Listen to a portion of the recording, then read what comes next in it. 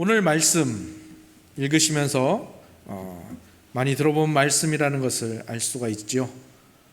오늘 말씀은 마태복음에서는 산상수훈으로 표현이 되고 누가복음에서는 평지수훈, 평지설교로 불리는 이 예수님의 그 제자도에 대한 말씀이 마친 후에 일어난 첫 번째 사건을 다루고 있는 본문입니다.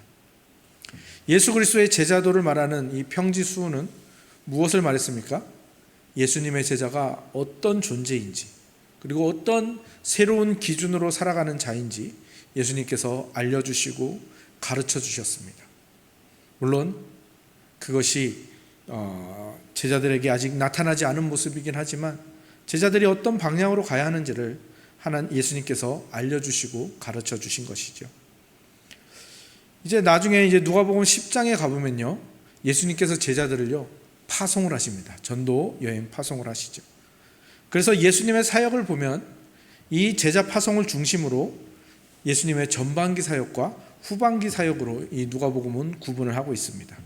그리고 이 전반기 사역은 또한 두 가지로 구분이 되는데 오늘 이 본문이 후반기 사역의 시작입니다. 전반기 사역은 이 평지수훈을 중심으로 해서 그 전에 예수님이 홀로 행하시던 사역들이고, 이제 제자를 부르시고 제자도를 설교하신 이후에 이제는 제자들과 함께 동력을 하는 이 전반기에서 두 번째 이 사역을 행하시는 거죠. 사역이 이렇게 예수님의 사역이 방향과 또 그런 그 목적을 바꾸는 이유는 무엇입니까? 예수님의 사역의 목적은 변하지 않습니다. 항상 우리를 사랑하시는 데 맞춰져 있죠. 그런데 그 목적지는 변하지 않지만 다만 그 예수님의 목적지에 사랑하는 제자들을 초대하시기 위해서 예수님은 여러 가지 방법들을 사용하신다라는 겁니다. 그래서 여러 가지 이 사건들을 통해서, 여러 가지 방법들을 통해서 제자들의 생각과 제자들의 시선을 계속해서 전환시키고 또 그들을 훈련시켜서 정말 이 세상의 상식 그리고 자기 중심성으로 꽉 잡혀있던 이것들을 놓게 하시는 거죠.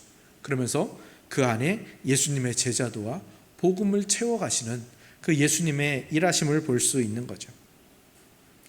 그런데 오늘 읽으신 본문을 보면 우리가 너무 잘 아는 사건인데요, 백부장이, 이방인이죠, 이방인 백부장이 찾아와서 자신의 종을 고쳐달라고 합니다. 그런데 그가 예수님, 저는 예수님이 우리 집에 오는 거 감당치 못해요. 또 제가 예수님을 만나는 것도 감당치 못합니다. 예수님이 말씀만 하시면 내 종이 나을 것입니다 하는 정말 이스라엘에서도 보기 힘든 이 믿음을 보여주죠. 그래서 예수님이 그 종을 낫게 하시는데, 그래서 오늘 본문을 보면서 우리는 흔히 이런 착각에 빠질 수 있습니다. 어떤 착각입니까? 이 백부장이 이방인인데도 불구하고 이스라엘 백성에게 너무 잘했고 또 예수님 앞에서도 이 놀라운 믿음의 고백을 했으니까 그래서 예수님이 그의 종을 고쳐주셨구나라는 잘못된 결론을 우리가 결론에 이르게 될 수 있다는 거죠. 그것은 착각입니다. 사실은 이 본문은 그렇게 보면 안 됩니다. 그것은 율법주의의 시선이죠. 이 본문은 복음을 중심으로 봐야 되죠. 이것이 예수님이 제자들에게 복음과 그 제자도를 심어주기 위한 예수님의 그 놀라운 일하심과 그 사역의 방향으로 보는 것이 훨씬 더 바른 해석인 것이죠. 사실 여기에 대한 힌트는 이미 누가복음 6장을 다룰 때 원수를 사랑하라라는 그 말씀에서 이미 이 힌트를 드렸습니다. 기억이 나지 않으실 수도 있으니까 잠깐 되짚어 보자면, 바리새인들은요 어떻게 전했냐면은 이 성경의 말씀을 오해했죠. 그래서 뭐라고 말했냐면 내 이웃을 사랑하고 원수를 미워하라고 가르쳤어요. 그래서 이 바리새인의 가르침을 통해서 유대인들은 어떤 착각에 더 깊게 빠졌을까요? 사마리아인이든지 또는 이방인들을 원수로 생각하고요, 그들을 미워했습니다. 그리고 그들을 미워하는 것이 마치 율법을 지키는 것처럼 생각을 한 것이죠. 그들을 인간 이하에 취급을 했고요, 원수로 생각을 했고요, 개보다도 못한 존재로 취급을 했던 것이죠. 예수님께서 이 평지수훈 중에서 뭘 가르치시는 겁니까? 그건 잘못된 해석이다. 성경과 하나님 나라의 복음은 원수를 사랑하는 대로 나아간다. 그런 원수를 사랑하는 자를 하나님이 복되다 하신다라고 그것을 말씀하셨죠. 그리고 그것을 통해서 자신이 이 세상에 오신 목적을 말씀해 주시는 겁니다. 자신이 하나님이신 예수님이 사람의 몸을 입고 이 땅에 오신 이유는 늘 하나님을 배반하고 거역하는 원수 같은 너희들을 끊임없이 사랑해 오셨고, 그 사랑하는 모습의 궁극적인 나타남, 그것이 내가 이 땅에 사람의 몸을 입고 온 것이다. 그리고 구약의 역사가 끊임없이 원수 같은 자들을 사랑하기 위하여 언약을 갱신하시는 그 하나님의 역사다라는 것을 보여주시는 거죠. 그래서 예수님은 이 자신을 통해서 또 이 복음을 통해서 하나님의 아들이 된 자들, 특히 예수님의 제자들, 그들이 어디로 가야 하는가 하면 하나님을 닮아서 이 원수를 사랑하는 데까지 이르러야 한다라는 것을 가르치셨죠. 원수로 여기는 이방인을 사랑하고 그들에게도 복음을 전하는 대로 가야 한다는 것을 벌써부터 말씀하고 계시는 거죠. 그래서 이 제자도에 대한 이 평지 설교가 6장을 끝으로 마무리가 된 다음에 이제 7장에 그렇게 바로 이방인 백부장의 종을 고쳐주는 이 사건을 예수님께서 행하시는 거죠. 이 백부장, 그냥 이방인 백부장이라고 하면은 또 그것이 여러분들에게 잘 다가오지 않을 수 있으니까, 이 사람이 누군가 하면 이 사람은 로마의 군인인 거죠. 그리고 군인 중에서도 지휘관인 거죠.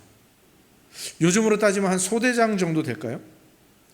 그러니까 최전선에서 싸우는 그 군대의 그 지휘관인 겁니다. 그러니까 이스라엘 백성에게는 이 사람이 어떤 사람이겠습니까? 말하자면 우리나라 옛날 일제시대 때 일본 순사 같은 사람인 겁니다. 유대인의 원수죠. 로마 군인들은요, 유대인들에게 끔찍한 짓을 많이 저질렀습니다. 그리고 그들은 항상 모든 법 위에 있었습니다. 그리고 모든 유대인들을 아래로 깔아보았죠. 그리고 유대인들을 괴롭히고 학대하고, 그리고 식민 통치하면서 과도한 세금을 걷어서 괴롭히는 일들을 해왔죠. 물론 오늘 본문에 나오는 백부장은 유대 사람들을 사랑했고 그들에게 회당까지 지어줄 정도로 정말 사랑을 베푸는 사람이었지만, 생각해 보십시오. 우리가 일제 식민 치하를 산다고 생각해보고 일본인 순사가 있는데 그 사람이 조금 선한 일을 했다고 해서, 조금 좋은 일을 했다고 해서 우리가 그 사람을 그냥 우리 민족처럼 생각하고 사랑하고 그러기는 힘들지 않습니까? 그러니까 제자들의 눈에는 뭐 그렇게 악랄한 사람이든지 오늘 본문에 나오는 이 선한 백부장이든지 똑같이 원수로 보였던 것이죠.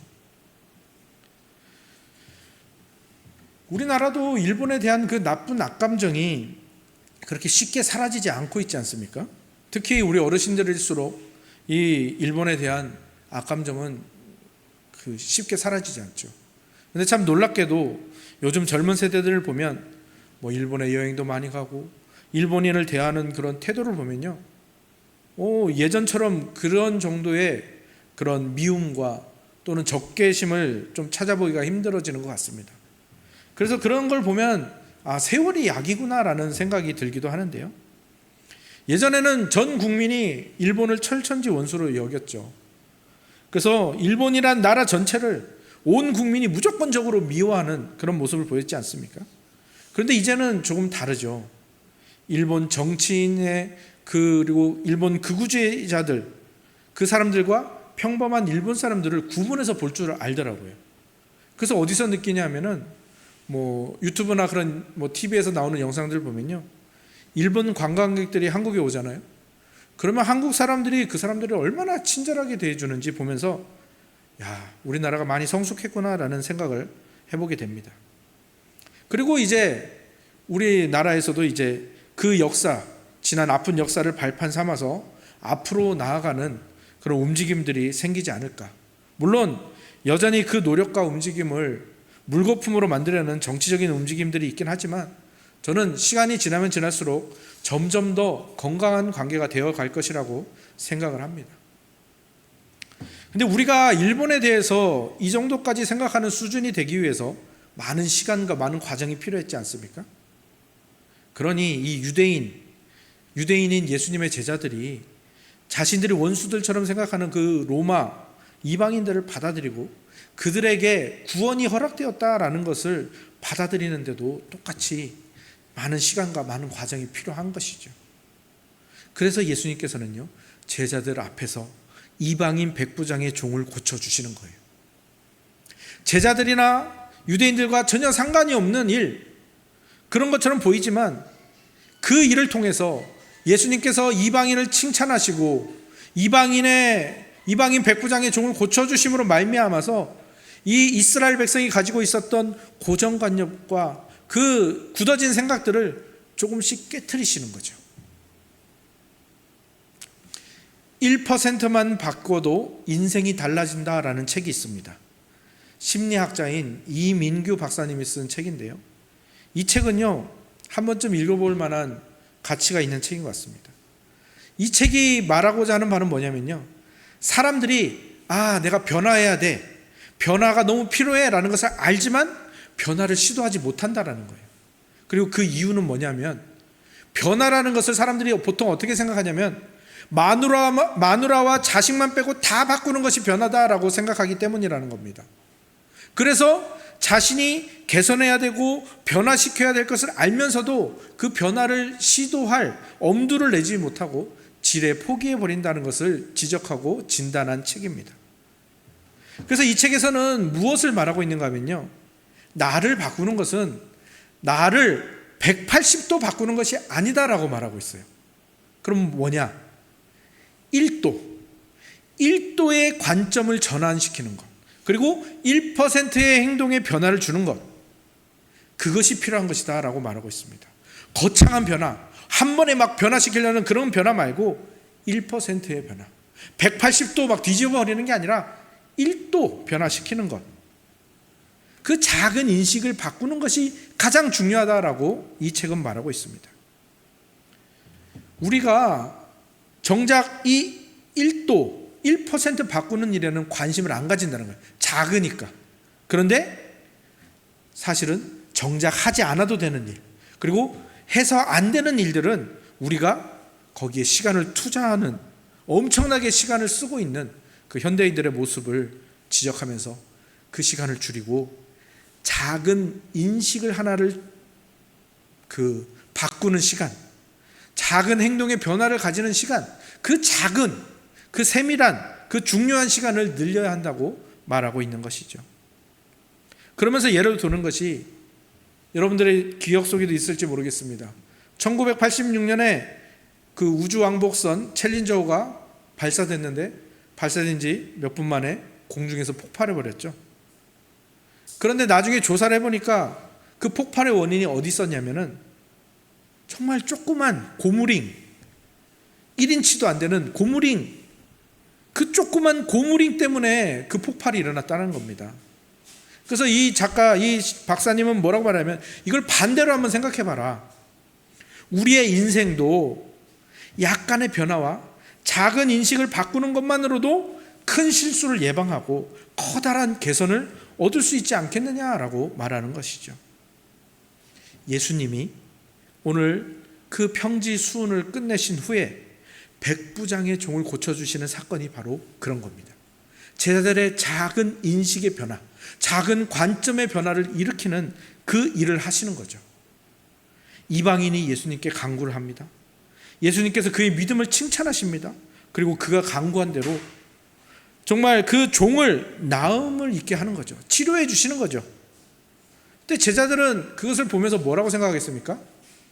그냥 특이한 사건이 하나 일어났구나, 별일이다, 살다 보니까 이런 일도 있네, 이방인이 믿음을 고백하는 일도 있고 또 예수님이 그것을 칭찬하시고 고쳐주시네. 어쩌면 그렇게 그 시간은 그렇게 지나가 버릴지 모릅니다. 하지만 예수님의 의도는 어디 있는 겁니까? 그런 생각의 변화를 일으키는 겁니다. 그러면서 제자들의 마음속에, 제자들의 신앙 속에 조그만 틈이 생기는 거예요. 그럼 그 조그만 틈이 생긴 거기에 예수님께서 복음을 심으시는 겁니다. 그리고 그 복음은요, 강력한 힘을 발휘하죠. 하지만 강력한 힘을 발휘하지만 조그만 것에 심겼기 때문에 이 제자들의 생각과 신앙과 인생을 조금씩 바꿔가기 시작하는 겁니다. 예수님의 의도가 바로 여기에 있는 거죠. 예수님은 처음부터 제자들에게 야, 너의 부모를 죽이고 너의 형제를 죽인 원수도 사랑해라. 그 원수를 사랑하지 않으면 내 제자가 아니야. 당장 사랑해.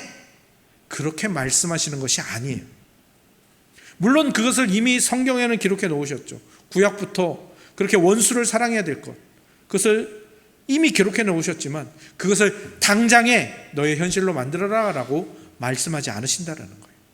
그런 큰 변화, 위대한 변화, 180도 뒤집는 변화를 요구하시지 않는다는 거예요. 예수님이 원하시는 건 뭡니까? 작은 변화, 작은 생각의 전환, 이것이 필요하다고 말씀하시는 것이고, 그것을 위해서 여러 가지 사건들을 우리에게 펼치시며 여러 가지 기회와 그 과정들을 우리에게 주시는 겁니다. 그래서 여러분에게, 여러분의 현실에서 일어나는 그 작은 일들, 아니 어쩌면 그 순간에는 굉장히 큰 일로 생각될 수 있는 어떤 고난이나 또 어떤 문제점이나 어떤 그 상황들은요, 다 예수님께서 여러분의 그 인식을 잠깐 바꾸어서, 예전에는 그런 일이 있었을 때 원망부터 했고, 예전에는 그런 일이 있었을 때 지레 포기부터 했지만, 이제는 그런 일이 생길 때마다 그 틈에 기도를 할 수 있도록 그렇게 만들어 가시기 위하여 여러분에게 주신 상황과 문제들이라는 것 한번 생각해 보시고 여러분의 인생을 돌아보시기 바랍니다. 사실 예수님께서 원수를 사랑하시는 그 궁극적인 모습은요, 나중에 이 누가복음의 끝부분에 가면요, 십자가에서 정말 아름답게 보여주십니다. 사실 그 십자가를 향하여 가시고 십자가에 달리신 이유가 하나님의 원수가 된 우리들을 사랑하시기 때문이기도 하지만, 그것을, 그 목적을 그냥 나중에 깨닫게 하시는 것이 아니라 그 십자가상에서도요, 그들의 눈앞에 보여주십니다. 예수님이 십자가에 달렸을 때 당한 일들이 무엇입니까? 지난번에도 말씀드렸지만 십자가에 달리셔서 예수님이 못 박히고 또 가시관을 쓰시고 그렇게 고통스럽게 매달려 있을 때 어떤 일이 일어난다고 했죠? 예수님이 높이 달리신 게 아니라, 그는 좀 미화된 그림이고요, 십자가는 항상 이렇게 손이 닿을 정도의, 그러니까 땅에서 얼마 떨어지지 않은데 사람이 매달려 있는 겁니다. 그래서 어떻게 하는 거죠? 지나가는 사람들이 다 때리고 지나가는 거죠. 그 복음서에 보면은 갈대로 머리를 치고 주먹으로 막 얼굴을 친다고 돼 있잖아요. 그렇게 하라는 거예요. 십자가에서 고통스러워하고 있는 그 예수 그리스도를 사람들이 때리고 옷을 찢어서 막 제비 뽑아서 나누고, 그리고 내려와 봐라, 내려와봐라, 네 자신을 구원해봐라, 네가 그리스도라며, 네가 구세주라며, 온갖 모욕과 비난을 다 당하시고 막 침뱉음을 당하시고 저주를 당하시죠. 근데 그때 예수님이 어떤 행동을 하십니까? 그들을 저주하시나요? 아니면 그들에게 막 벼락을 내리시나요? 그렇지 않죠. 예수님은 그때 뭐라고 하십니까? 아버지요, 저들을 용서하소서. 저들은 자기들이 무슨 짓을 하는지도 모릅니다. 근데 이 모습이 너무 아름답고 너무 위대한 모습이지만요, 예수님께서 만약에 제자들을 부르신 다음에 그냥 그 자리에서 제자들 12명 부르고 이 산상 평지수훈이죠, 평지수훈으로 제자들을 가르치신 다음에 바로 이 모습을 보여주셨다면 어떻게 됐을까요?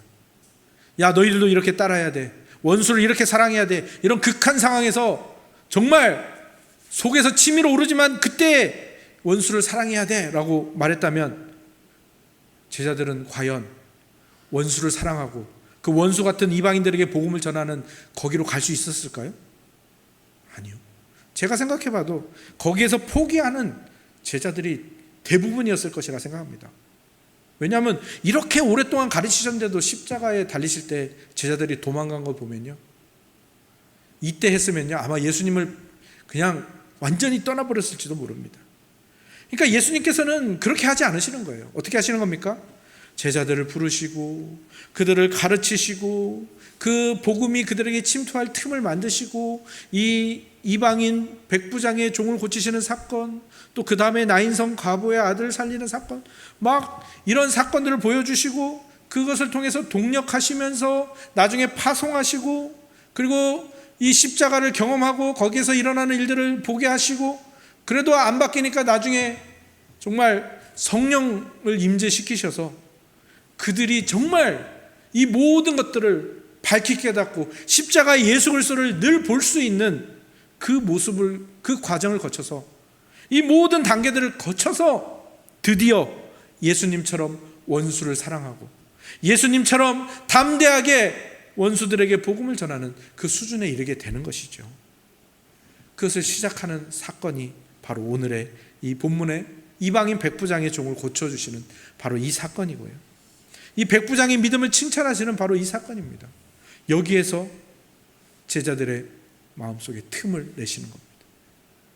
예수님께서는 이방인 백부장을 통해서 원수를 어떻게 사랑하신지를 보여주고, 복받을 자격이 없는 그 이방인이 어떻게 하나님께 인정받는, 하나님께 사랑받는 복 있는 사람이 되었는가를 보여주시는 거죠. 그리고 참 재밌게도요, 이 누가 복음을 쓴 이 누가는요, 이 일들, 이 과정을요 3명의 이방인 백부장을 통하여 보여줍니다. 그러니까 오늘 본문에 등장하는 이방인 백부장뿐만 아니라 또 다음에 등장하는 이방인 백부장 2명이 더 있는 거예요. 그 중에 한 명은 누가복음 23장에 나오죠. 예수님이 십자가에 달리시고 돌아가시는 그 현장에 군인으로서 있었던 이방인 백부장입니다. 예수님이 십자가에서 모욕을 당하시고 처형을 당하시고, 그러면서도 원수를 사랑하시고 그들을 위하여 간구하시는 모습을 봅니다. 그리고 예수님이 이제 운명하실 때, 돌아가실 때 막 정말 지진이 일어나고 막 하늘이 깜깜해지고 막 무덤 문이 열리고 죽은 자들이 살아오는 이 모습들을 다 본 이방인 백부장, 그리고 이 모든 일들을 다 본 이방인 백부장의 입에서 어떤 고백이 나옵니까? 이 사람은 진실로 의인이었다, 이 사람은 진실로 하나님의 아들이었다라는 고백을 나오게 하는 이 장면을 누가는 23장에서 기록합니다. 스스로 자격이 있다고 믿는 유대인들은 어떠했습니까? 예수님을 십자가에 못 박았습니다. 예수님의 제자들로 남은 그 12명 중에 한 명은 예수님을 팔았고, 한 명은 예수님을 3번이나 부인했고, 나머지 10명은 뒤도 돌아보지 않고 다 도망갔죠. 그리고 멀리서 지켜볼 뿐이었죠. 그 가운데 이방인 백부장이 홀로 그 모든 장면을 보면서, 와, 예수님은 하나님의 아들임이 확실하다라는, 진실로 의인이었다라는 고백을 하는 이 모습, 예수님이 자신의 모든 그 현실과 자신의 모든 그 어려운 상황을 통해서도 정말 원수를 사랑하는 모습을 보여주시니까, 그것을 보면서 저분은 진짜 하나님의 아들이시라는 그 고백이 유대인에게서도 나오지 않고 제자들에게서도 나오지 않는데, 자격 없는 이방인의 백부장이 그분이 하나님의 아들이심을 고백하고 하나님의 아들을 참으로 만나는 이 장면을 누가가 기록하고 있는 이유, 무엇이겠습니까? 제자들이 이것을 보면서, 나중에 믿은 유대인들이 이것을 보면서 얼마나 큰 충격을 받겠습니까?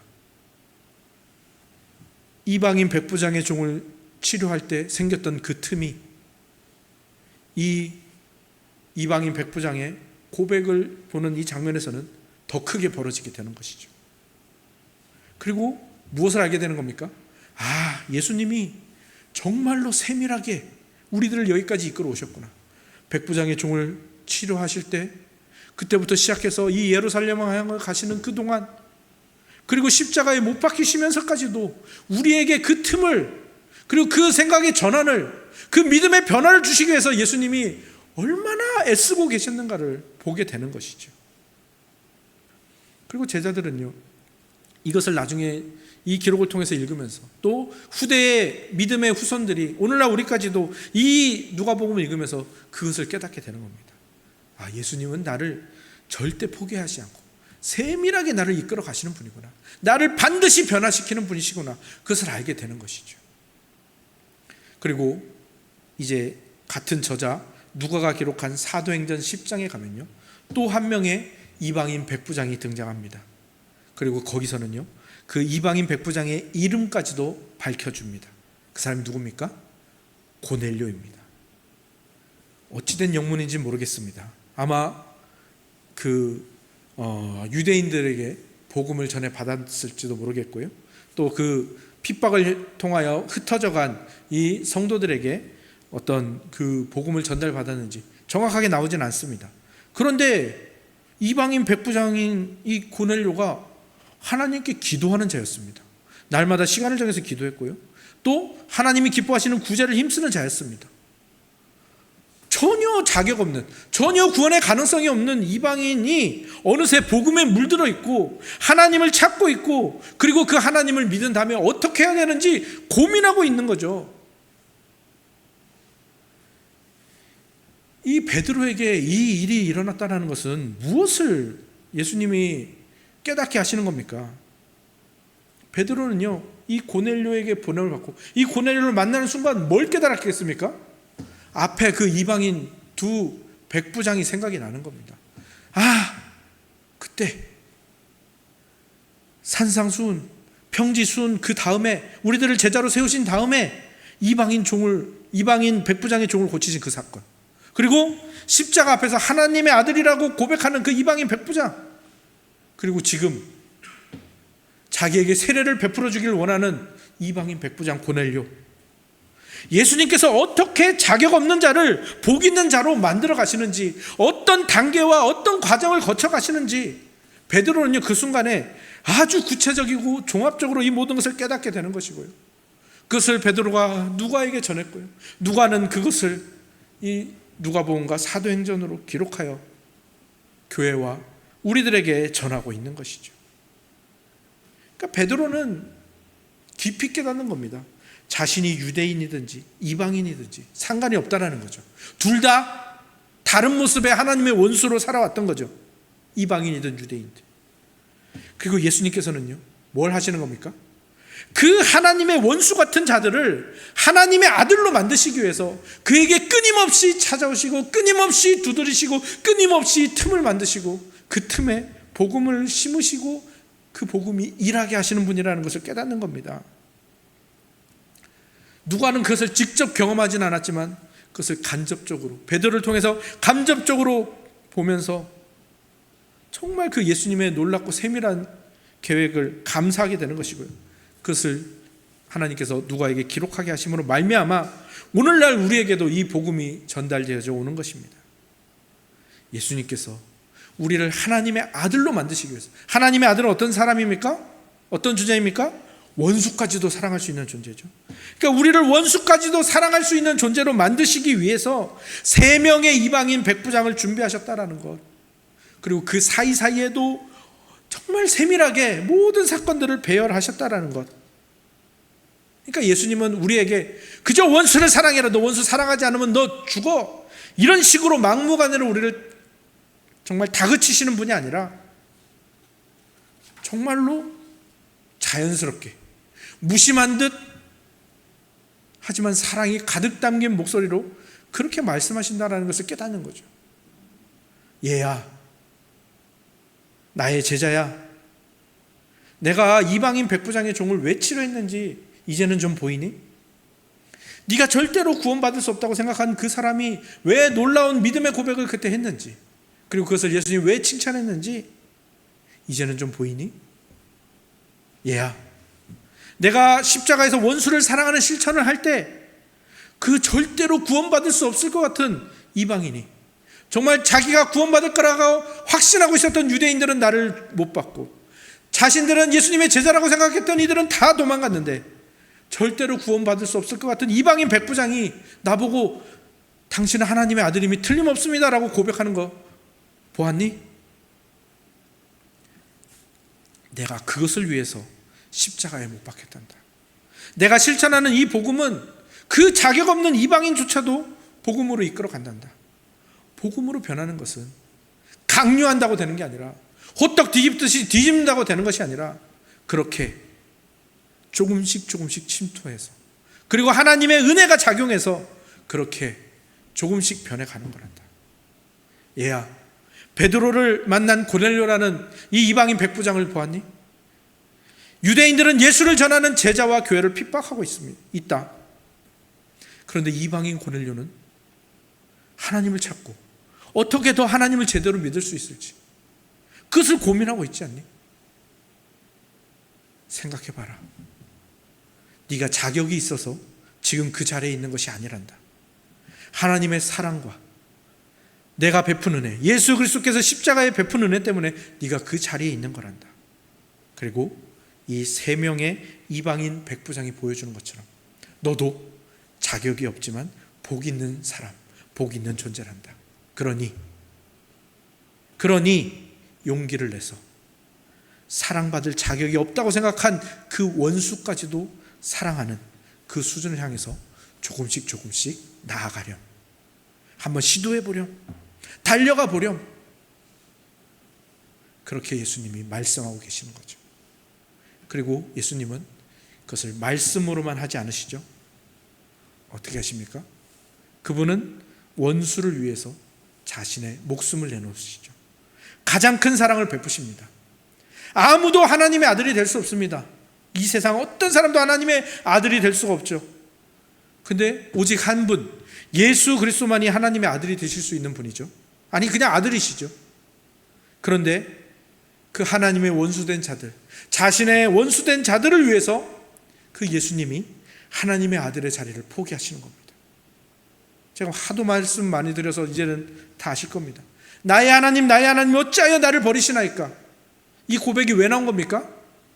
하나님을 절대로 아버지라 부를 수 없는 우리들을 그 하나님 아들의 자리에 앉히기 위해서 당신이 아버지를 아버지라 부르지 못하시고 하나님이라고 부를 수밖에 없었던, 그리고 그 사랑하는 아버지에게 우리 대신 버림을 당하신 거죠. 원래 우리 모두가 하나님의 아들로 창조되지 않았습니까? 그런데 그 하나님의 아들의 자리를 박차고 선악과를 따먹고 하나님의 원수된 자리를 자처한 우리, 하나님의 원수로 살아가는 우리를 위해서 예수님이 그 일을 행하신 겁니다.